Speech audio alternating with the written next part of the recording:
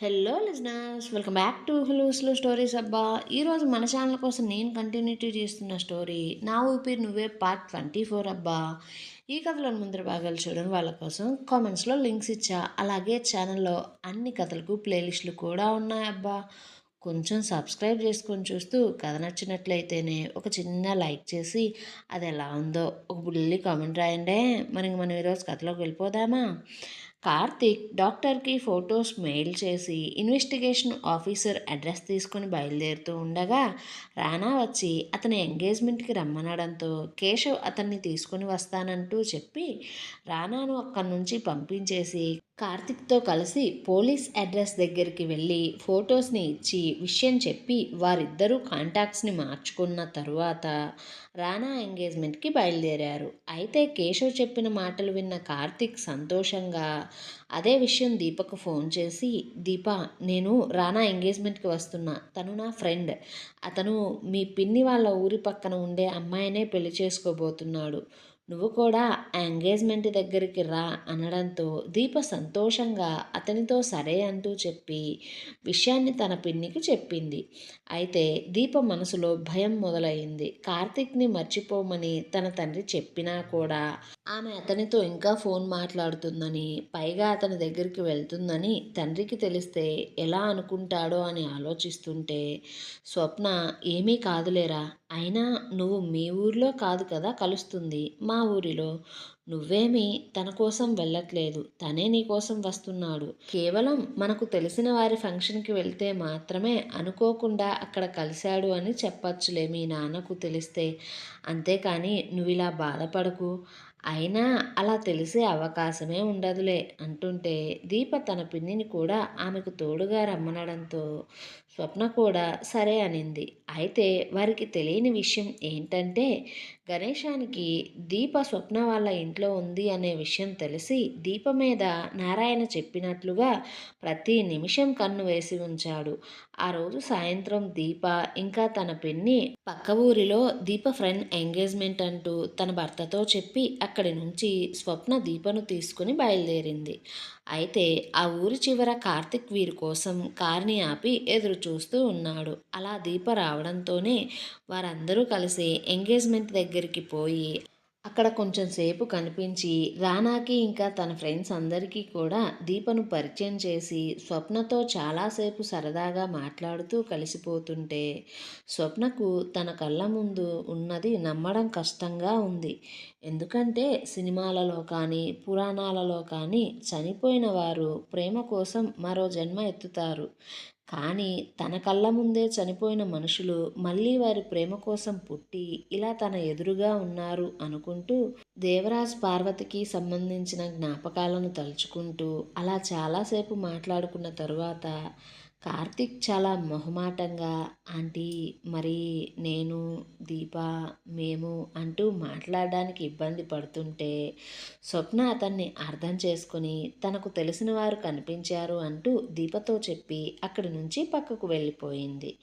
కార్తిక్ దీపను తీసుకుని ఆ function hall నుండి బయటికి వచ్చి అక్కడికి 1 కిలోమీటర్ దూరంలో ఉన్న కృష్ణానది దగ్గరకు ఆమెను తీసుకుపోయి ఎవరూ లేని ప్రదేశంలో ఆ చల్లని గాలిలో రేరాజు నుంచి వస్తున్న వెన్నెల కాంతులలో శ్రవణంగా ప్రవహిస్తూ వినిపిస్తున్న కృష్ణానది సవ్వడిలో ప్రశాంతంగా ఉన్న వాతావరణంలో దీపవడిలో తలపెట్టుకొని ఆమెను ఎంతగా మిస్ అయ్యాడో తనతో చెబుతూ అతను నిజాన్ని తెలుసుకోవడం కోసం ఎన్ని దారుల్లో ప్రయత్నిస్తున్నాడో అంతా చెప్పి దీపనే చూస్తుంటే దీపకు ఆ ప్రదేశానికి వచ్చిన దగ్గర నుండి తన మనసులో ఏదో తెలియని అలజడి మొదలైంది.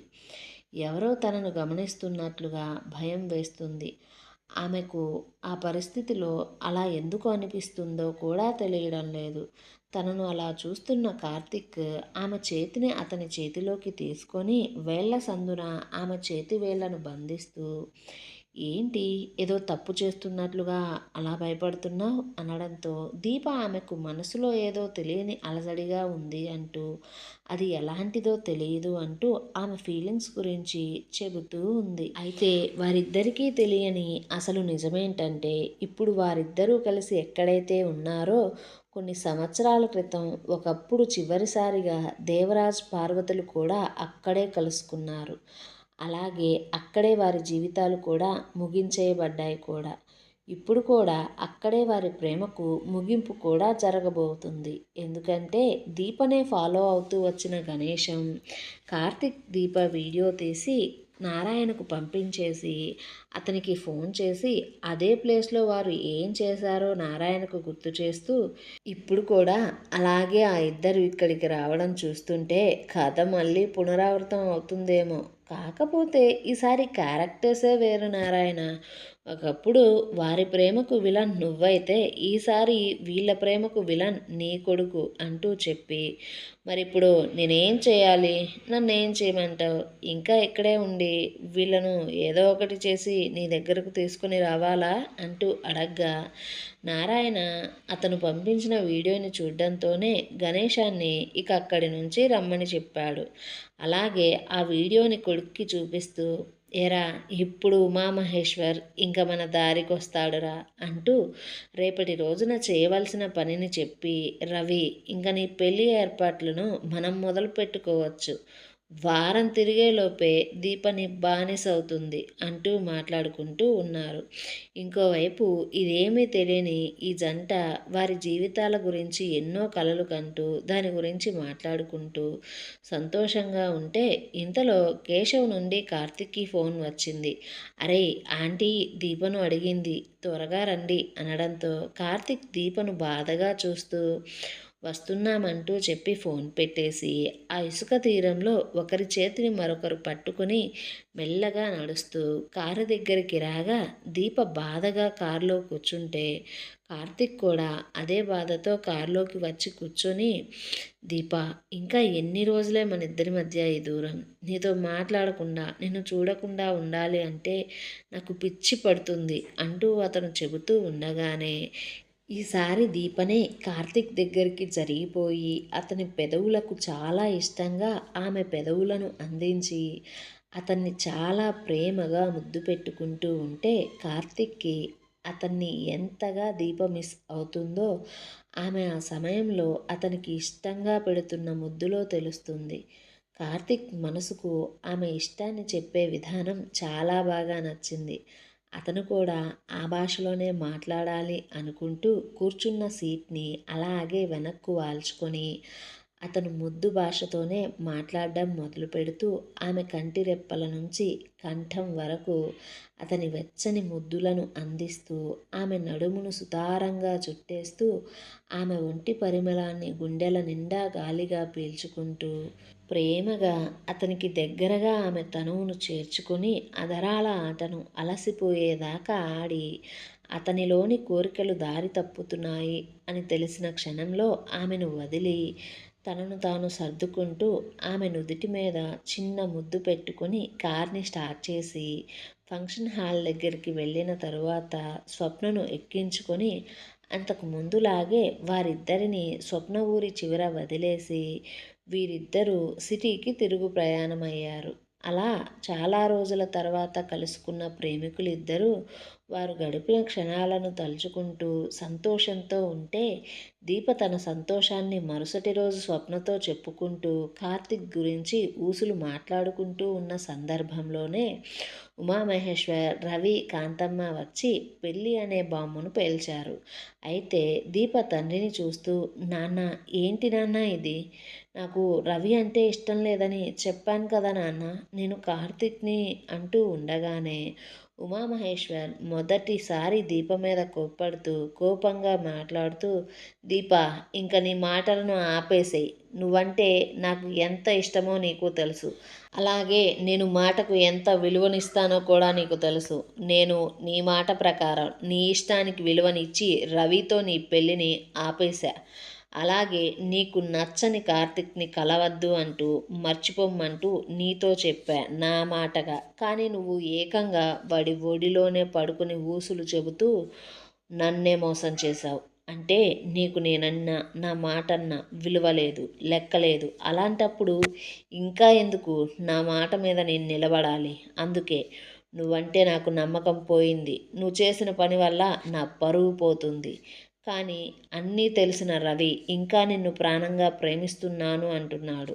నిన్ను తప్ప మరొక దాన్ని చేసుకోను అంటున్నాడు. అందుకే నిన్ను వీడికిచ్చి పెళ్లి చేస్తే కనీసం నాకు ఊర్లో పరువైన దక్కుతుంది. నువ్వు ఇప్పటికీ ఎప్పటికీ నన్నే నీ తండ్రిగా భావిస్తే, నేను ప్రాణాలతో ఉండాలని నువ్వు కోరుకుంటే పెళ్లి మండపంలో కూర్చో, నా ముందే తాళి కట్టించుకో.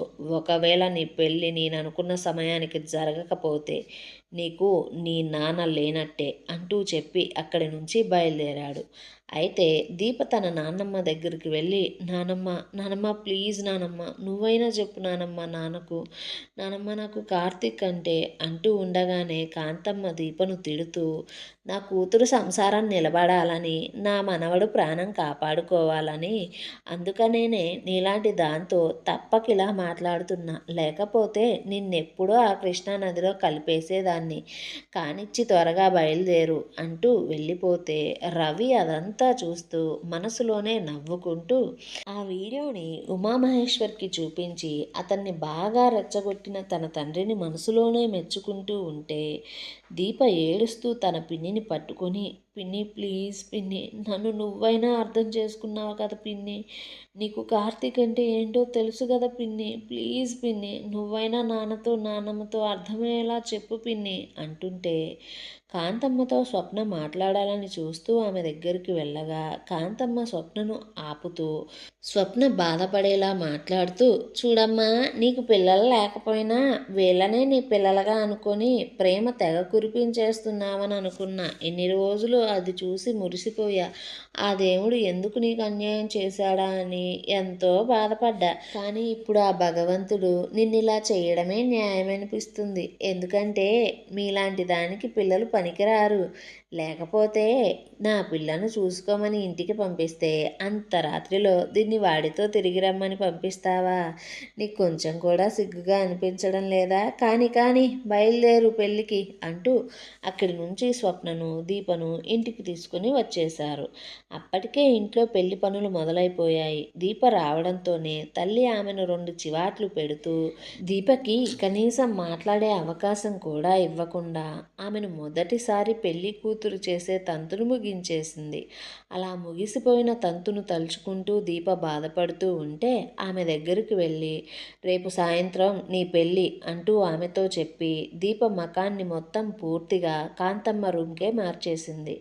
ఆమెను ప్రతి నిమిషం కనిపెట్టుకుంటూ ఉంటున్నారు ఇంట్లో వారు. ఇంకోవైపు అదేమీ తెలియని కార్తీక్ దీపను కలిసిన సంతోషంతో మురిసిపోతుంటే అప్పుడే కేశవ్ అతనికి అప్పగించిన పనిని పూర్తి చేసి కార్తీక్కి ఫోన్ చేసి, నువ్వు చెప్పిన రిపోర్టర్ దొరికాడురా, అతనికి విషయం చెప్పి నీ దగ్గరికి తీసుకుని వస్తున్నా అనడంతోనే కార్తీక్ డాక్టర్ని పోలీస్ని కూడా ఒకే చోటికి రమ్మంటూ వారందరితో ఒకే చోట కలిసి కూర్చొని మాట్లాడుకుంటూ ఉంటే ఈ సమస్యకు పరిష్కారం దొరుకుతుంది అనుకుంటూ కార్తీక్ ఫోన్ మాట్లాడి పెట్టేసిన తర్వాత స్వప్నకు కాల్ చేయగా స్వప్న నెంబర్ స్విచ్ ఆఫ్ రావడంతో కార్తీక్ మనసులో ఏదో తెలియని అలజడి మొదలయ్యింది. ఏమండోయ్ మరి ఇప్పుడు కథలో తర్వాత ఏం జరగబోతుందో తెలుసుకోవాలంటే మన ఛానల్ని సబ్స్క్రైబ్ చేయండి, ఈ వీడియోని లైక్ చేయండి, కథా కథనం ఎలా ఉందో ఓ బుల్లి కామెంట్ చేసి చెప్పండి అబ్బా కొంచెం.